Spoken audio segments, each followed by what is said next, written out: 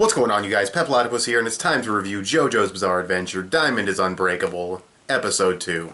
Well, someone died, and the first stand user is defeated, so I would say this was a pretty productive episode.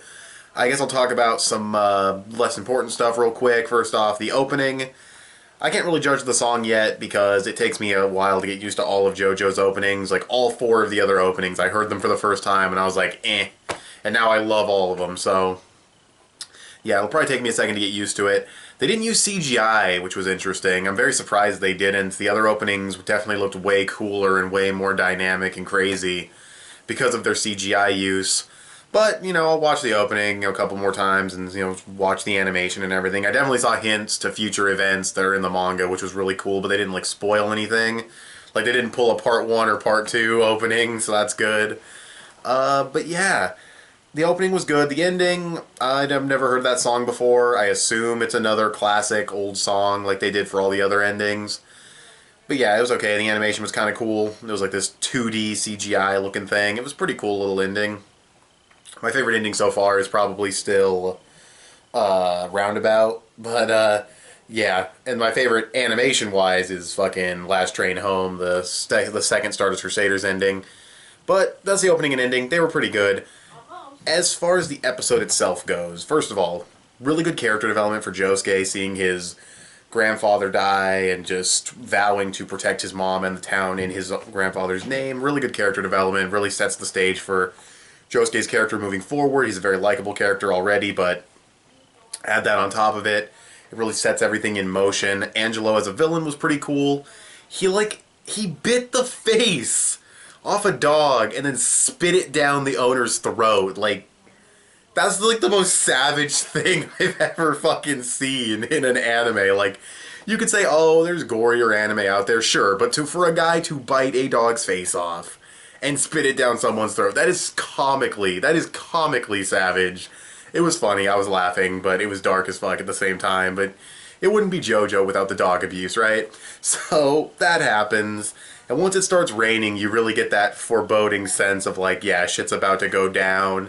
There's water all over the house. There's leaks. There's faucets running. His stand can get inside anybody through water.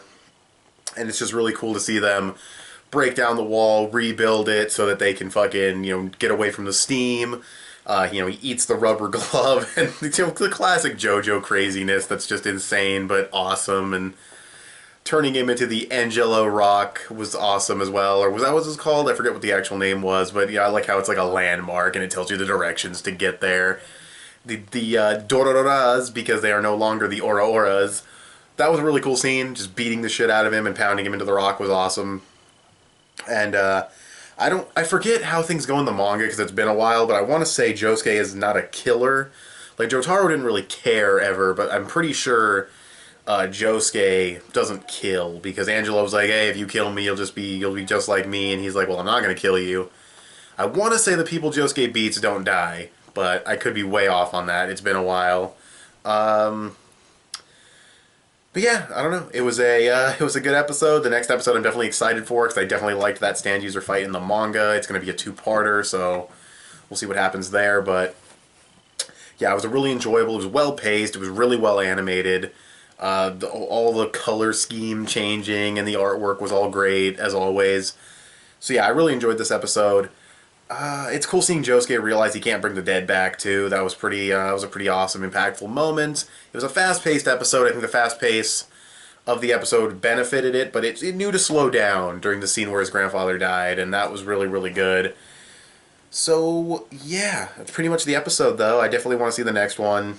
As usual with JoJo, it makes you want to see more because they give you that fast pacing, and then the episode's over and you're like, fuck. So, it was fun though. It had the character development, it set the stage for the story, kind of, not quite, but, it went places-ish. I don't know really what to say.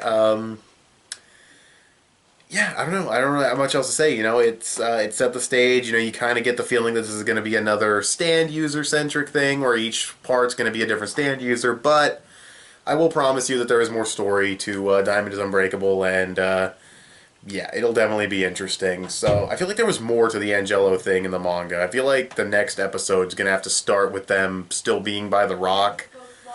not trying to give anything away, it's just, I'm pretty sure that scene's not done. But maybe it is, I forget. But anyways, next arc I'm definitely excited for. And, yeah, I really have nothing else to say about this one. Music on point, classic JoJo, it was awesome. So, what did you guys think of this episode of JoJo? You can tell me in the comment section below. You can follow me on Instagram or add me on PSN. I'm petplatypus on both. Give this video a thumbs up. That would help me out a lot. Sharing it on social media would also help me out a lot. You can subscribe if you haven't already or if you like what you've seen here. And I'll talk to you guys later. Bye. Thanks for watching.